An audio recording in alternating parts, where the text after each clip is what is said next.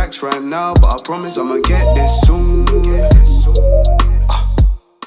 Hey, welcome back to my YouTube channel. I am Maz, and if you're new to my channel, over on this side we do content around my career, specifically my position at Google as a Google Apprentice. I do some beauty, lifestyle and all that jazz, so make sure that you hit that like button, comment, subscribe, all that jazz. The topic of the day is to give you some insight if you are or thinking about getting a level 3 digital marketing qualification, or just like studying digital marketing in general.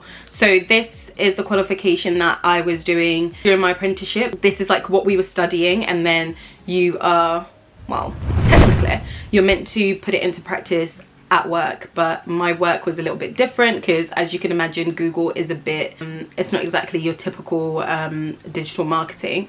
So I thought I would talk about exactly what it is that we studied, and you know, I got a distinction or whatever, so I thought maybe you'd want to know from a distinction. So specifically what I studied, digital marketing level 3 qualification via BCS. So BCS was basically like the apprenticeship provider, you know, like AQA, like when you did your GCSEs, like that, but it's BCS, that's what I mean. So the first thing, you get like a level 3 award in the principles of coding, so you actually learn how to code a little bit, you dabble in it a little bit, and we were fortunate enough to learn kind of the basics of CSS, HTML and JavaScript. So you go through like boot camps, and throughout the whole of your apprenticeship, what you'll be doing, you basically have like days where you do boot camp, where you go and learn the materials that are obviously within your qualification. And then like is in college, you would have like the coursework that you would do. I call it coursework or assignment. You don't necessarily get marked on it specifically, at least in my experience. It was just to make sure that you understand everything and just put it in some sort of presentation, deck, tricks, whatever. You also learn like the marketing principles, so basic generic marketing principles, basically the entry requirements to be able to do this digital marketing level 3 apprenticeship. You need GCSEs or A levels, or maybe some sort of like level 2 apprenticeship experience, whether that's, you know, you run digital marketing campaigns on the side for fun, or you might run someone's like social media, just something to let them know you're definitely interested in digital marketing, it's something that you want to pursue, ... Kind of the structure that we had like was the first few months of our apprenticeship, you would have, you go through modules and boot camps.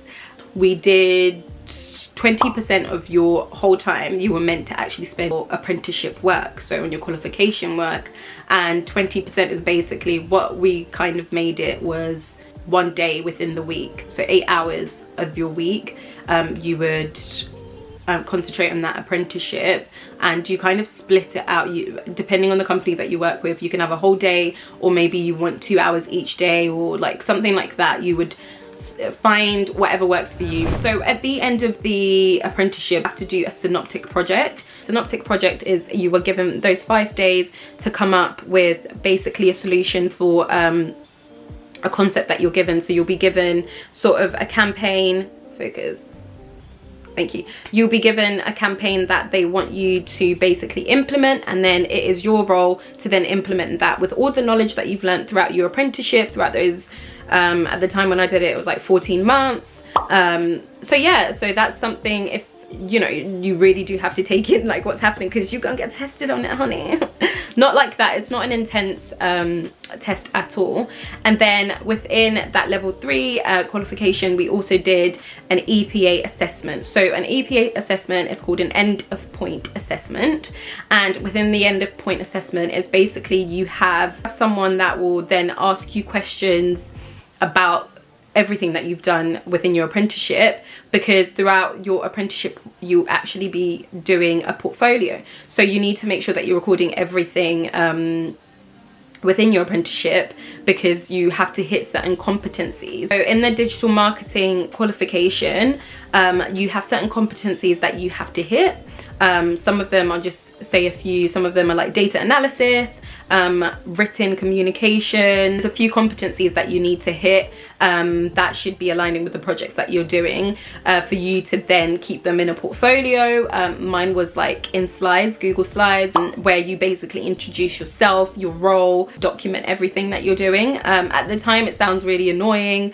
And it is like really annoying, but it's great in the sense you're able to actually really understand the impact of the work that you're doing, and then at the end of it, it's really nice to see, oh, actually this project had this impact, A, B, C, D, you know, brought in this amount of revenue. It's something that's great for you for your CV. You can always go back on the projects that you've done. So within your EPA assessment, you've done your portfolio, you've done your synoptic project, you've done the coding, you've done, you know, all these assignments within those boot camps. You are given your end of point assessment, and this is where you basically will kind of get your grade. If you hit all the competencies, so like the ones that I mentioned earlier, and you really show understanding of not only the digital marketing principles, coding, and all of this blah blah blah that you've done, but also understanding of your role and your company and any projects that you've led, then through that you have that conversation with an examiner, and through that you get your grade. So yeah, that was kind of just a glimpse of the level 3 qualification that I did. Further on, there's other level 3, 4, I think 5 and 6. I think 6 is like degree level if you then wanted to do like a degree apprenticeship, if that's something that people are open to. I think you can jump from a 3 to 6, but don't quote me on that. But yeah, so that's that. I hope this helped some of you clarify like kind of what qualification was I actually doing whilst I was working at Google, and if you're interested, I know they obviously do the same course elsewhere in other apprenticeships. If that's something that you're interested in, that's kind of the structure of how I did it. Overall, did I find it particularly like hard? So it's a level 3, so that's equivalent to what, an A level. So I feel like maybe something that I really enjoyed within digital marketing was like the coding.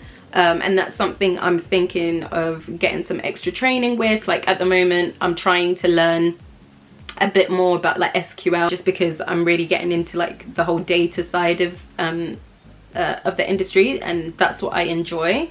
I think that's one thing that I enjoyed about the qualifications, and hopefully I haven't missed anything out.